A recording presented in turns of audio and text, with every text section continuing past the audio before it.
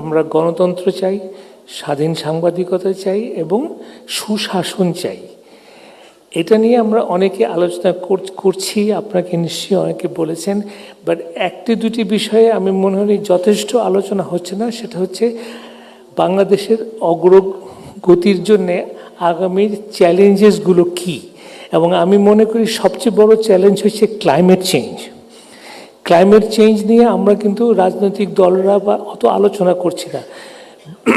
বাংলাদেশ হচ্ছে একদম কি বলবো ফ্রন্টলাইন দেশের মধ্যে কয়েকটা, এবং ক্লাইমেট চেঞ্জের যে কী ইম্প্যাক্ট হবে এটা অলরেডি আমরা কিন্তু কোস্টাল এরিয়াতে দেখতে পাচ্ছি। সো আমার অনুরোধ থাকবে, climate change should be your very important priority. আরেকটা হচ্ছে আমাদের পানি সম্পদ। আমরা পৃথিবীর অন্যতম কিন্তু মানে সম্পদশীল দেশ পানির ক্ষেত্রে, কিন্তু আমরা সমস্ত নদীকে দূষণ করছি।